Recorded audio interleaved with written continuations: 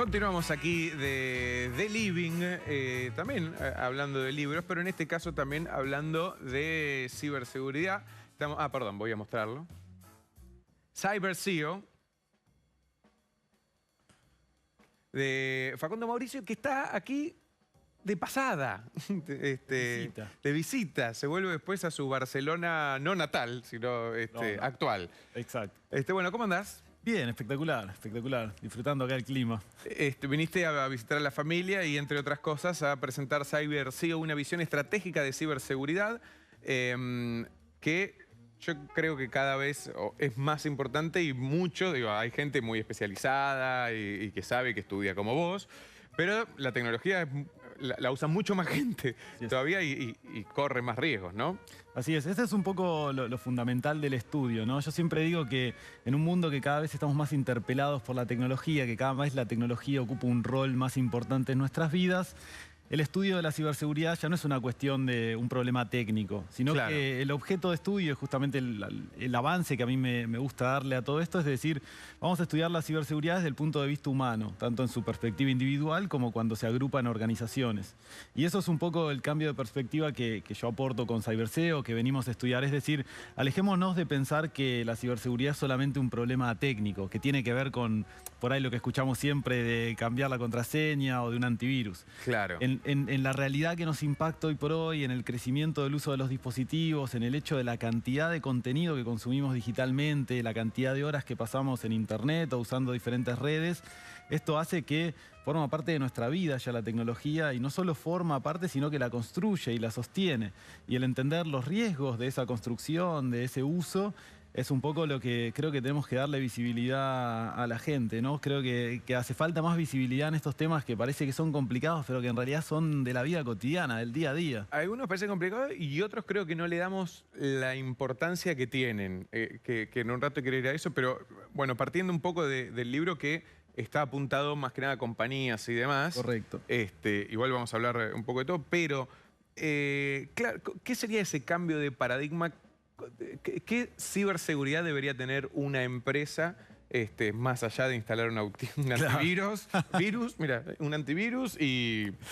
Mira, el cambio de paradigma tiene que ver con entender la ciberseguridad ya no como una situación a resolver, como decía, como una cuestión técnica, como un problema que uno tiene que apuntar, sino que hay que empezar a pensarlo como cuál es el rol que tiene la ciberseguridad en las distintas perspectivas. Tenés por un lado el tema de los clientes o los usuarios que sean los de la empresa, ¿no? Y entonces el empezar a pensar de decir qué valor le dan las personas a la ciberseguridad.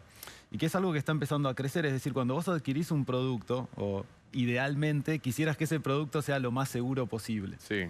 Durante muchos años esto no fue así. Digamos, hemos comprado lavarropas que tienen Wi-Fi, hemos comprado aspiradoras que tienen Wi-Fi, y durante muchos años no era un problema que esos dispositivos sean seguros. Ahora, resulta que en los últimos años esto empieza a convertirse en una preocupación. Creo que todavía para la mayoría de la gente no conforma un criterio de evaluación. Seguimos eligiendo por precio, por comodidad, por funcionalidad, pero con el paso del tiempo lo que se empieza a ver es esta tendencia de que el hecho de que sean empresas que han sido responsables con el uso de los datos, que no han tenido ningunos hackeos importantes, empieza a sumar valor de marca. De la misma forma que empresas que han sido víctimas de terribles ciberataques empiezan a perder un poco de valor de marca. Claro. Entonces, desde el punto de vista externo de las empresas empieza a cobrar valor, o por lo menos ese es el análisis que invito a las empresas para hacer. Depende del rubro en el que la empresa se maneje, habrá empresas donde esto es más crítico o menos crítico. Pero es el empezar a decir qué perspectiva damos como organización, cuál es nuestra imagen de marca y qué valor le damos a la seguridad, a la privacidad, a la elección de los usuarios en términos de cuán seguro es este dispositivo o este producto que consumo. Me pareció leer, o no sé si entendí, pero hay, por ejemplo, una marca que hace teléfonos, tablets y demás, que le baja el nivel de seguridad a los equipos. Hay varias marcas que por distintas razones juegan con estas variables. Aquí empieza a entrar el tema geopolítico, que es un tema que a mí me súper interesa y que en el libro abordo bastante, que es que lo que empezamos a ver es que muchas de estas decisiones que uno pensaría que a veces solamente son influenciadas por la empresa misma, digamos, por la dirección, empezamos a ver que empiezan a cruzarse intereses, muchas veces no solo corporativos, sino que intereses en términos regulatorios. Claro. Lo que empezamos a notar notar es que si uno quiere tener productos en distintos mercados, cada mercado, en este caso, por ejemplo, regiones, como puede ser en China, en Rusia, en Medio Oriente, en Estados Unidos y demás, cada país tiene sus propias regulaciones y algunas de estas regulaciones tienen que ver con más o menos medidas de seguridad, porque el gobierno que está de turno, o digamos el Estado, quiere tener más o menos control sobre lo que estas aplicaciones hacen o dicen o de la forma en la que se comunican. Entonces lo que empezamos a encontrar, incluso cuando diseñamos aplicaciones o diseñamos nuevos productos que los pensamos para mercados globales, es que la regulación de cada mercado empieza a ser empieza a tener un peso mucho mayor en el diseño de los productos y servicios de los que tenían antes. Es decir, ha cambiado un poco el paradigma para las grandes empresas. Antes, uno diseñaba un producto o un servicio, digamos, idealmente 100% pensando en qué es lo que el usuario quería, ¿no? Y entonces hacíamos una aspiradora de forma tal de que... Pero ahora tenemos que empezar a decir, bueno, pero ¿a dónde vamos a vender esta aspiradora? La queremos vender el mismo modelo en China y en Estados Unidos. Tenemos que empezar a concebir que las regulaciones no van a ser las mismas y que quizá para un mercado vamos a tener que vender una versión que los datos permanezcan en un cierto registro, o tenemos que asegurarnos de que el dispositivo tenga ciertas medidas de seguridad o no las tenga. Entonces empezamos a jugar con estos marcos normativos que empiezan a tomar cada vez mayor peso en las decisiones de las organizaciones. ¿Y hay chances de uno como usuario saber qué medida de seguridad tiene su teléfono o en dónde? Uno quisiera creer que hay chances de eso, pero la verdad es que para el usuario común es bastante difícil acceder a esa información. Incluso a veces para nosotros cuando hacemos auditorías nos cuesta ver las diferencias entre cómo se comportan. Justamente porque lamentablemente las empresas no están obligadas a informar este tipo de cosas. Y esto es similar a como cuando las empresas podían vender productos sin informar los ingredientes. Claro. Si nadie lo fuerza, no hay ninguna transparencia de esto.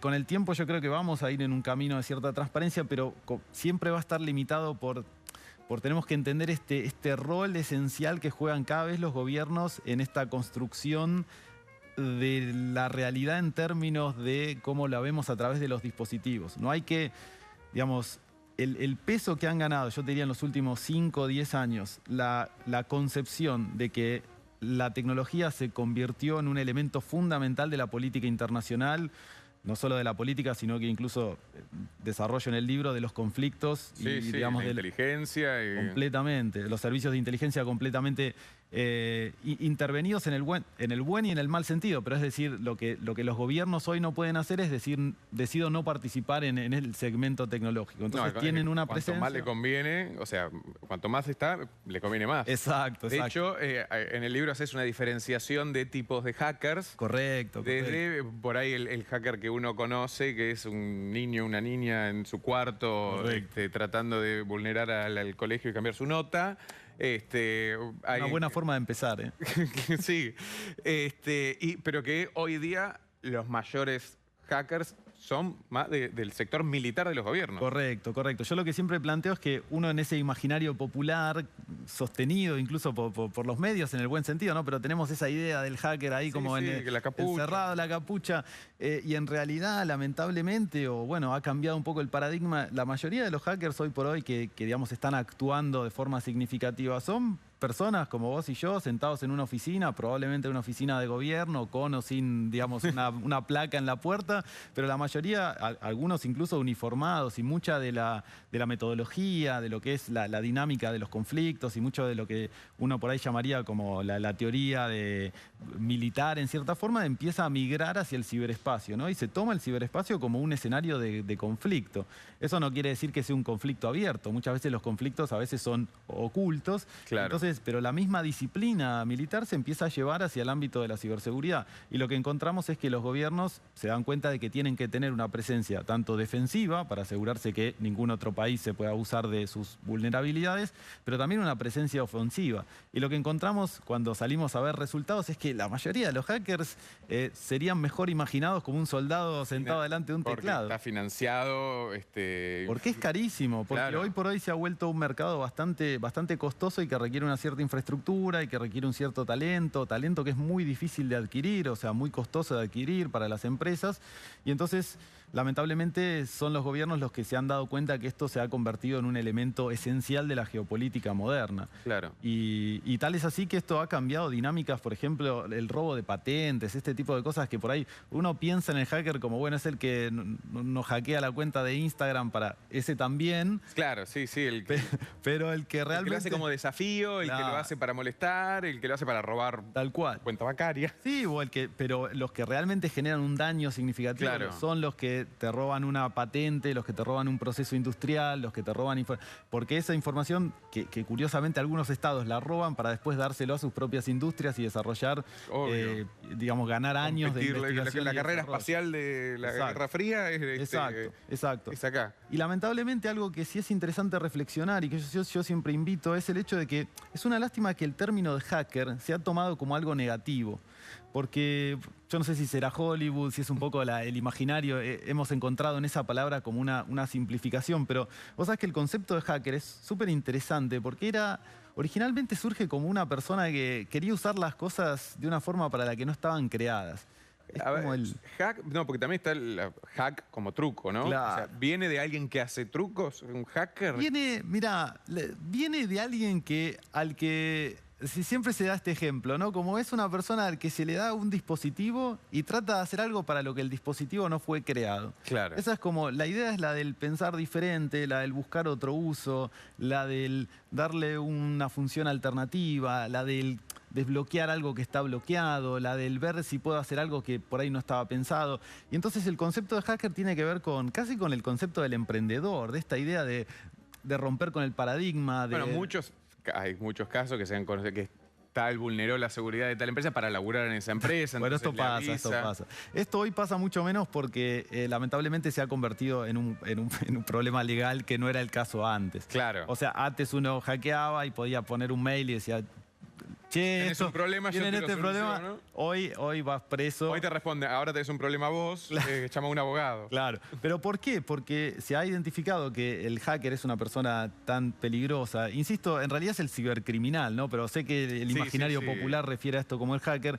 Se ha convertido en una persona realmente peligrosa para las organizaciones. Y entonces esto ha generado que han salido leyes muy duras y castigos muy duros para gente que ha hackeado y que realmente no ha creado ningún daño comparable con gente que está presa igual 20 años y es triste porque nos toca de cerca, porque mucho del trabajo del hacker a veces también es el de...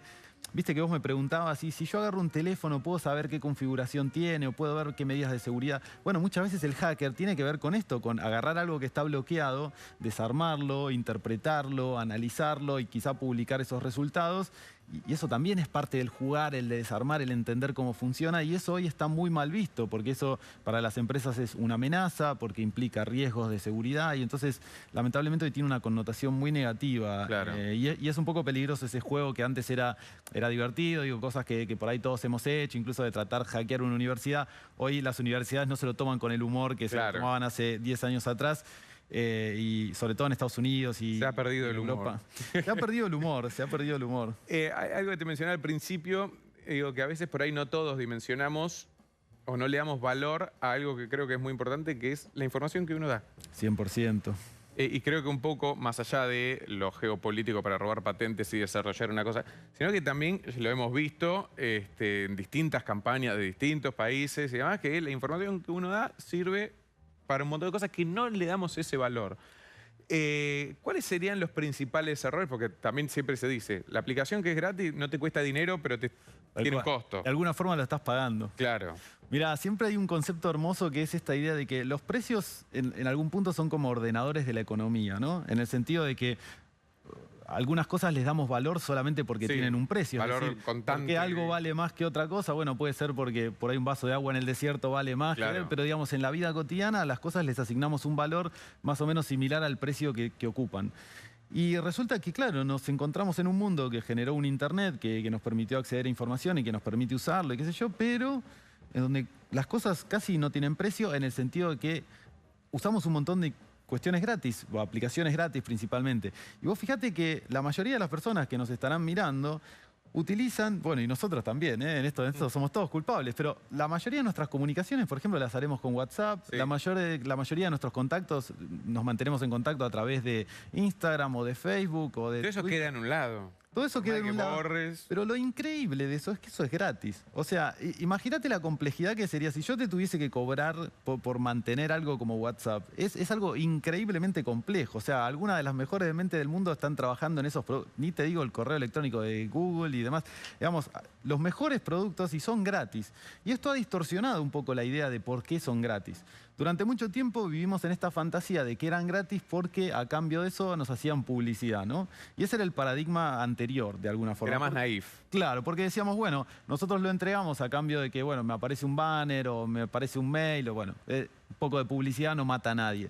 Pero resulta que eso cambió en los últimos años cuando dijimos, che, para nada, resulta que si vos acumulás un montón de información, no ya tu información, pero tu información más mi información más la información de todos los que están del otro lado, entonces empezás a... Por región, o sea, Por todo. Vos empezás a encontrar patrones de comportamiento y esos patrones de comportamiento, el entender qué es lo que hace la gente, cómo la gente reacciona a ciertas noticias, cómo reacciona a cierta información, en qué momentos mejor reacciona a cierta información, en qué momentos puede necesitar algo, ¿no? ¿Qué va a votar en las próximas elecciones? ¿Qué tipo de productos consume? Si a mí me gusta una banda de rock y más o menos consumimos las mismas cosas, es probable que esa banda de rock también te guste o no. Y entonces empezamos a entender que esa información tenía un valor más allá, digamos, al ser procesada en conjunto, tenía un valor más allá de simplemente mostrar publicidad.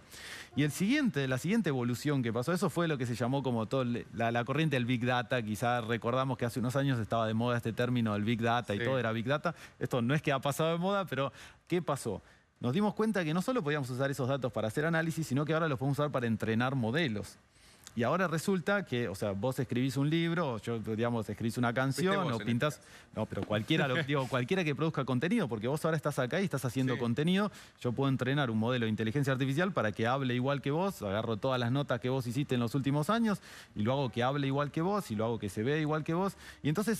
que estoy como de alguna forma como absorbiendo ese valor que vos tenés como ser humano, eso que sos vos, que es ese chiste, la esencia. Tal cual, ese alma, por así decirlo, pero lo estoy pudiendo absorber y lo estoy reconstruyendo. Y lo estoy reconstruyendo tan bien que sería un desafío incluso para tus familiares y para tus amigos reconocer que si yo les mando un chat con esto, no sos vos.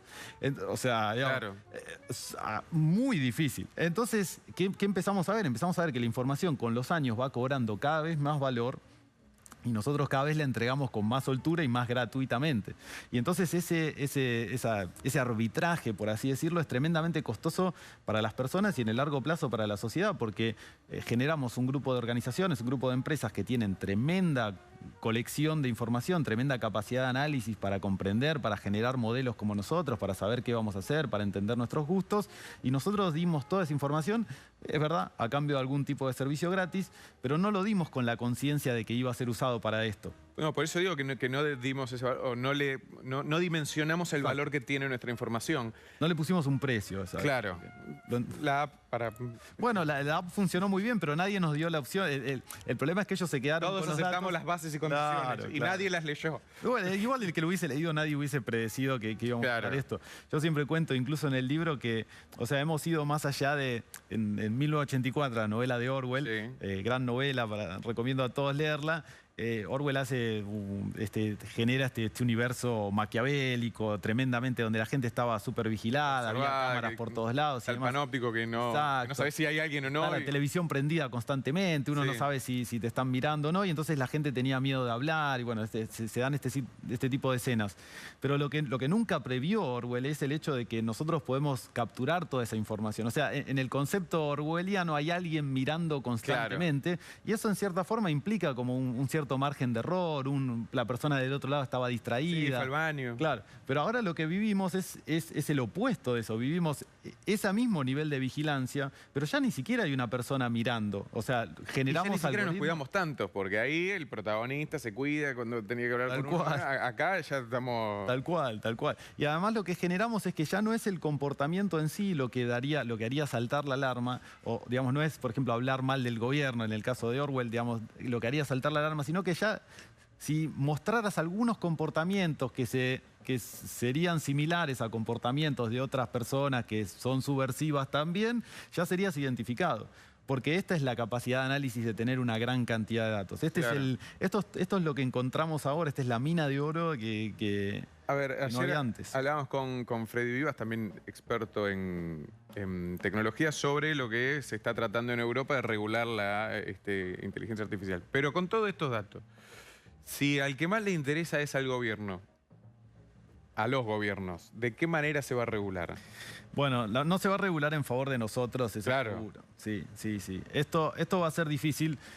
O sea, capaz hay algo que separar ahí. Yo creo que los gobiernos tienen dos problemas. Por un lado, tienen el problema de que tienen que detener de alguna forma la innovación porque a veces se mueve demasiado rápido para su habilidad de controlarla, ¿no? Y esto lo vemos, por ejemplo, con Europa, es un caso ejemplar en esto, donde Europa es muy hiperregulado, es un espacio hiperregulado en donde suelen ser bastante pioneros en la regulación y en general se suelen equivocar en algunas cuestiones.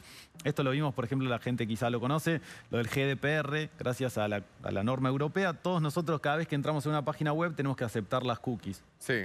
Sin saber ni por qué, ni para qué, no cumple ninguna función, es simplemente burocracia. Eso es, digamos, eso es.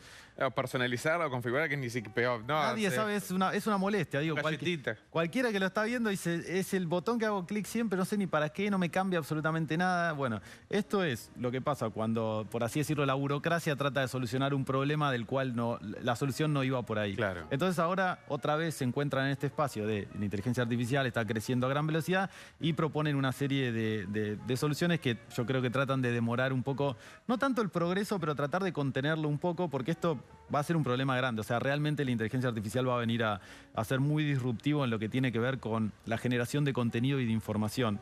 Vos pensás que en el tiempo que nosotros tenemos esta conversación, podemos generar 3 millones de conversaciones iguales en las que podemos ahogar la existencia de esta conversación al punto tal de que la gente dudaría de si esta conversación existió. ¿Cuál o es no. la real? O sea, porque uno no lo piensa esto, pero digo, es como, al no haber un límite, no hay un costo asociado a la generación de contenido, podemos hundir el verdadero contenido en una marea. Entonces está esta teoría de que al final vamos a terminar, Internet va a ser una tierra de bots, ¿no? Que en cierta forma Twitter lo era durante un tiempo, y vamos a empezar a vivir en el decir, bueno, ¿cómo yo valido que un humano es un humano? Claro. Que esto es súper interesante porque este es el debate que se va a venir. Vos sabés que con esto de la inteligencia artificial, durante mucho tiempo el planteo era, ¿podemos generar una inteligencia artificial tal que, o sea, me haga dudar si yo estoy hablando con vos o con una inteligencia artificial? Esto es el planteo de Turing, una persona que lamentablemente sufrió mucho en su vida, pero que hizo este planteo, el famoso test de Turing. Pero aparte lo hizo Lo hizo en los años 30 o 20, creo. ¿no? Sí, hace bastante, muchísimos años. Y bueno, él plantea esto, dice, la mejor forma de probar que una inteligencia es que vos te comuniques con ella y que no sepas si es un humano o es una computadora. Pero ahora tenemos el problema inverso, que es que va a ser muy difícil probar que vos sos un humano, siendo que marca un par de semáforos y listo. Bueno, pero fíjate cuánto más difícil se va volviendo eso y realmente cualquiera que más o menos maneje un poco de inteligencia artificial puede hacer lo mismo y marcar semáforos no es. Entonces cada vez vamos a empezar o sea, la dificultad va a estar en nosotros de probar que somos personas. Claro. Porque avanzó más la inteligencia artificial que nosotros, lo cual es lógico, pero empezamos a tener paradigmas opuestos de los problemas que teníamos antes. Fíjate, antes el problema era generar contenido o encontrar un b-roll o encontrar, digamos. Hoy vamos a tener el problema opuesto, es decir, podemos hacer b-rolls infinitos para cualquier situación. Es más, probablemente 2, 3 años podemos hacer b-rolls mientras hablo. B-rolls? B-rolls es, por ejemplo, no sé, un video de fondo, si vos querés algo que acompañe a esta conversación. O como hacen los videos de YouTube, viste, que por ejemplo alguien está hablando y aparece, no sé, si yo estoy diciendo nave espacial y de pronto aparece una nave espacial. No falta mucho para que directamente vos puedas generar contenido a la vez que hablamos. Claro. Entonces, o sea, mientras yo estoy hablando, se van generando imágenes de lo que vamos hablando y tampoco falta mucho para que eso se combine con, no hace falta que yo hable en persona, digamos, se puede hacer mi propia voz, mi propia imagen. Y estos son algunos de los desafíos que un poco vamos a ver venir dentro de poco. Vos también mencionaste, hoy en día, no sé, la tostadora tiene Wi-Fi, ¿qué riesgo hay ahí? Porque puedo entender el celular donde vos estás todo el tiempo, donde vos escribís, donde vos mandás, donde te escuchan, en que una tostadora tenga, o la heladera. Es una gran pregunta que contestamos siempre. Mira, El problema no es tanto en que tenga Wi-Fi. El problema es que en general son empresas que su talento es, digamos, hacer tostadoras y que, Sí. digamos, no destinan demasiado personal a la parte de Wi-Fi ni demás. Entonces estos módulos que agregan Wi-Fi a cualquier cosa se compran, valen centavos en internet y básicamente vienen con una seguridad muy pobre. ¿Y cómo funciona esto? Suponete que yo quiero hackear. Suponete Mi que quiero tostadora. hackear. No, pero claro, imagínate que yo te quiero hackear. Yo tengo un montón de caminos. Podría tratar de mandarte un link y hacer clic y demás. Pero suponete que digo, bueno, en realidad me acerco a tu casa y me pongo en la puerta de tu casa donde llega el Wi-Fi y voy a encontrar que está tu tostadora por ahí y va a ser más fácil para mí entrar por la tostadora a tu red Mira. que tratar de hacer algo, por ejemplo, más complejo. Este es un ejemplo. Otro ejemplo es que lamentablemente estas tostadoras o lavadoras o lo que sea son de tan mala calidad que, o sea, ni siquiera me tengo que acercar a tu casa. Muchas veces lo que puedo hacer es, están tan mal configuradas que cualquiera desde su casa puede acceder a tu tostadora y la puede usar como si fuera un dispositivo, lo que le llamamos como un zombie o un bot, y entonces puede usar la tostadora para su beneficio. Esto parece una locura, uno lo cuenta y la gente debe estar diciendo, pero ¿para qué van a usar mi tostadora? Le van a quemar las tostadas. No, pero señora, lo que es importante es lo siguiente, es que si vos tenés 1 millón de esas tostadoras y le decís, por ejemplo, que vayan al portal de tn.com, se cae el portal de tn.com. O sea, vos mandás 1 millón, parece medio loco y medio técnico, pero básicamente el hecho de que estén conectadas a internet te permite usarlas para algo. Y entonces eso después se usan en lo que se llaman, digamos, como bots o nets, digamos, son redes de bots. Claro, y los como podés un usar para ataque. hacer ataques a distintos... Ahora, yo sitios. no sabía que el Wi-Fi de los electrodomésticos servía para... Yo creía que era para conectarte vos de tu dispositivo y darle una orden. O sea, están diseñados para eso, pero se puede. Pero pues, siempre lo podés modificar para que haga varias cosas. Sí, sí. Y además está, si seguimos en la línea, por ejemplo, la tostadora capaz es menos preocupante, pero por ejemplo la aspiradora que te mapea tu casa en Te 3D. puede matar.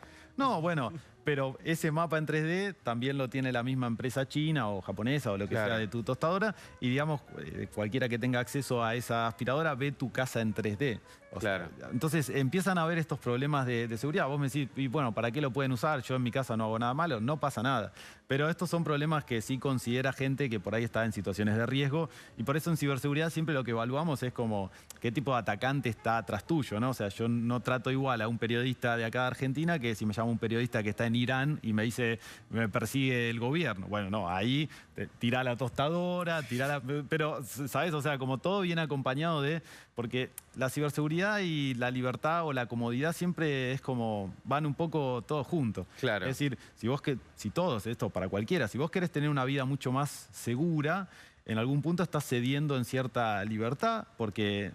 Bueno, básicamente porque esta idea de seguridad obliga a que estar más monitoreado y demás.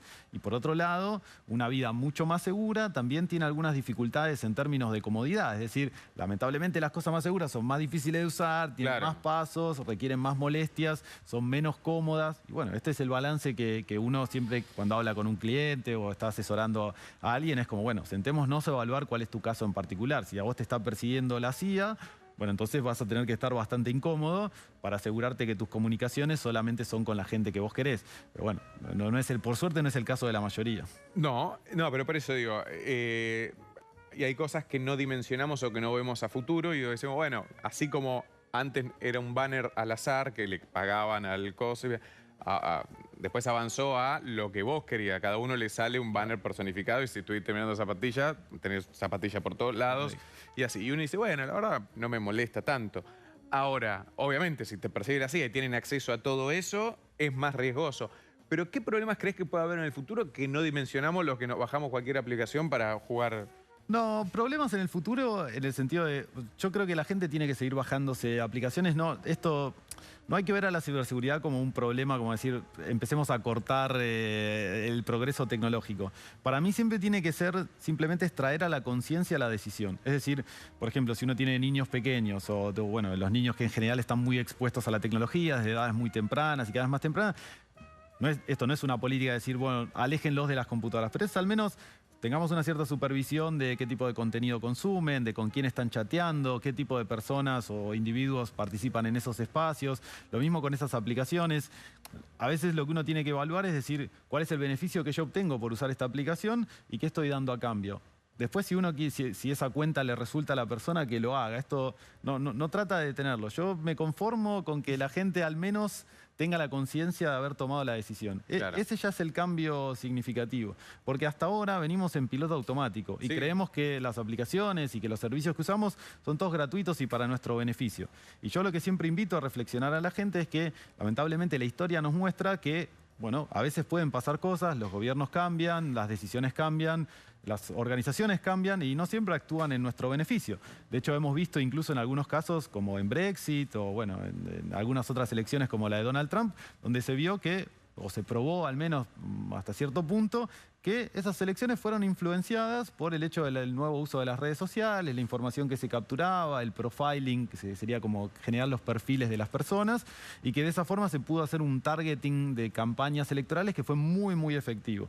¿Por qué? Porque se podía predecir con un cierto grado de precisión que si vos ibas a votar en esta dirección, te afectaban cierto tipo de temas, entonces se te hacía un mensaje muy particular para ese lado. Sí, o un fake news que vaya para ese lado. Entonces, bueno, esto tiene efectos reales. Ese es el ejemplo tal vez más claro que uno ve que afecta a la sociedad en general.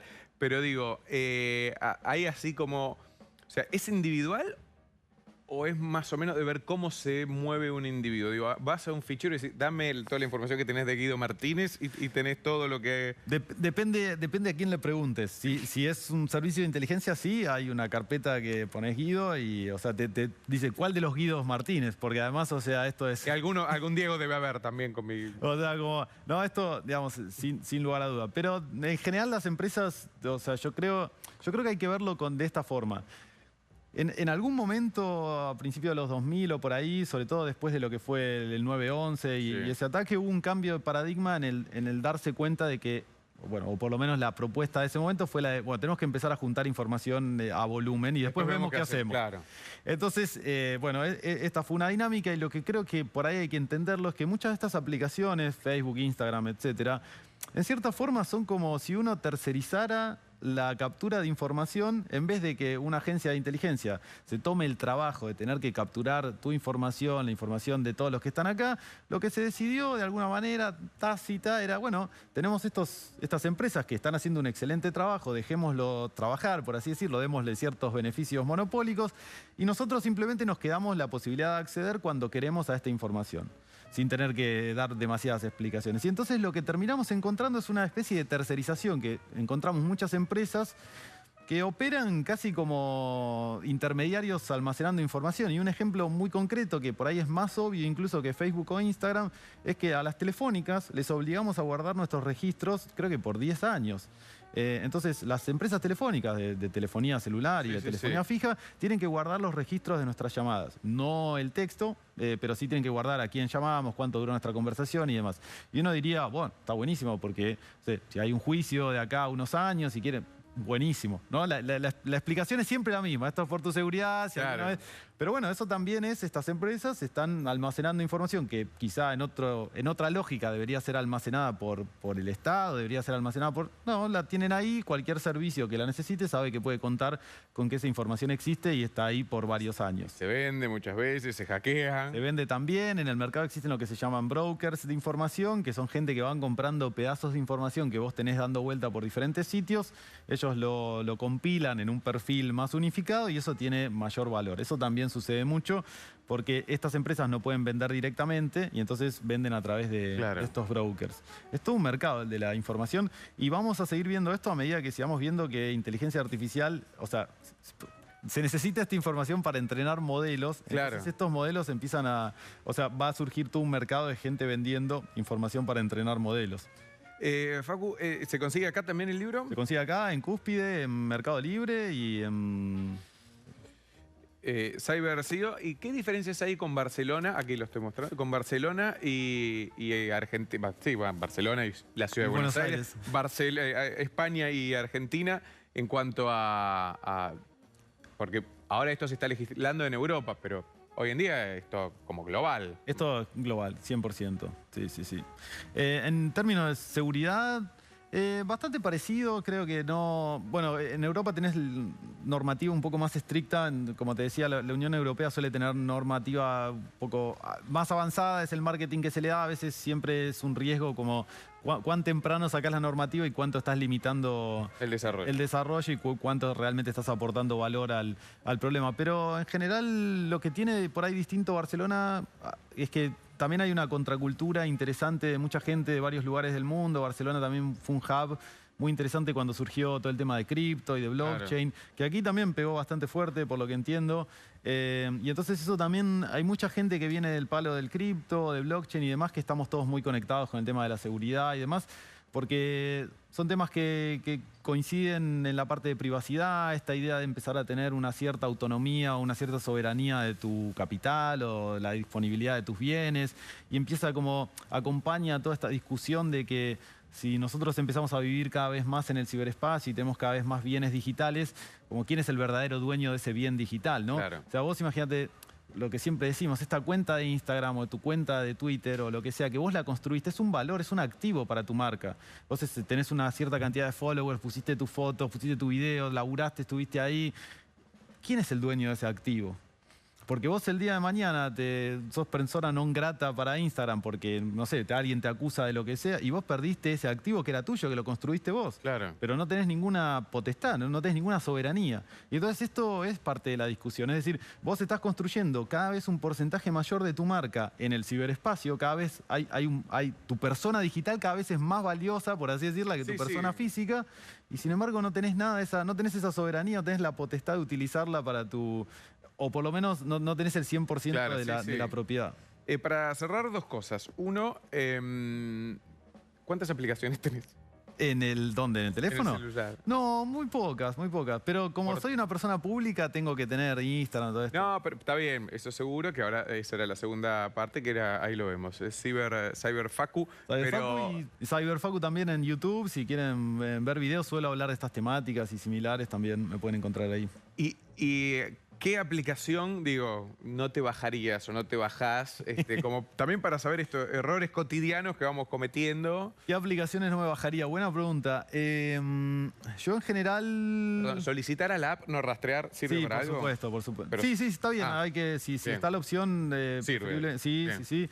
También sirve por ahí tener como varias cuentas de correos electrónicos. Yo siempre digo y tener como los backups en el sentido de que es un poco peligroso cuando la gente solo tiene como una cuenta de correo electrónico. Porque entonces yo lo que recomiendo es que bájense las aplicaciones, pero tengan 3 o 4 y entonces aprendan a separar. Diversifiquen. Sí, y también como tener algunas, como hay cosas más importantes y si bajas el banco en una... Claro.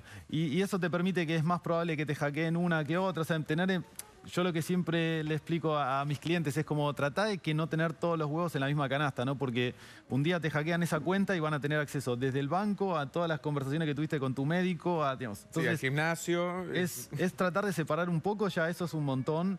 Pero aplicaciones que no me bajaría, yo creo que en general soy bastante cuidadoso con lo de los juegos y demás. Yo trato de no.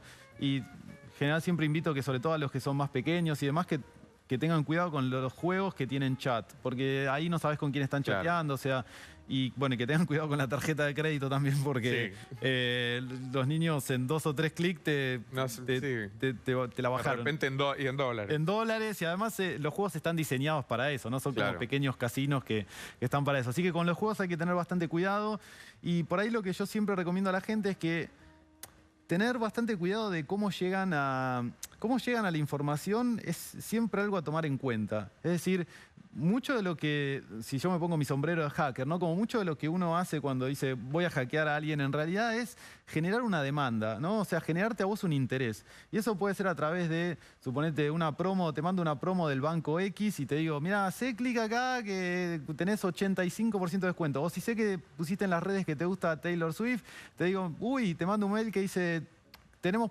Nos enteramos que quisiste entrar, pero no pudiste. Hacé clic en este link, quedan pocas entradas.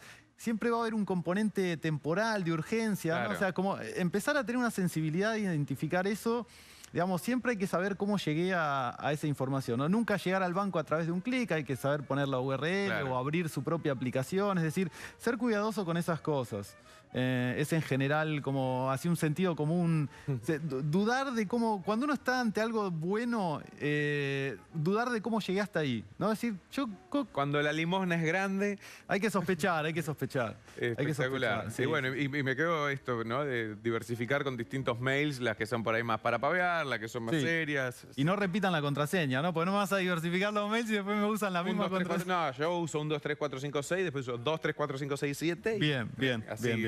No repetir contraseña y no repetir, ya que estamos, contamos, pero no repetir patrones tampoco, que es algo que la gente a veces me viene cuando yo doy presentaciones y hago las charlas en vivo y demás, me dice, no, yo no repito contraseñas. Y digo, pero a la misma, usás la misma y al final le ponés Facebook o Instagram, es lo mismo. Claro. La sacamos igual. Claro, La claro. idea es tratar de o tener un administrador de contraseñas o tener una estrategia de contraseñas, cosa de que con tener una no me ayuda a tener ninguna de las otras. O sea, Claro. con eso están por encima, bastante por encima de la media. Espectacular. Muchísimas gracias, Gracias a Facu, vos, un por placer. la visita y bueno, por el libro y por todo lo explicado. Un placer, muchas gracias.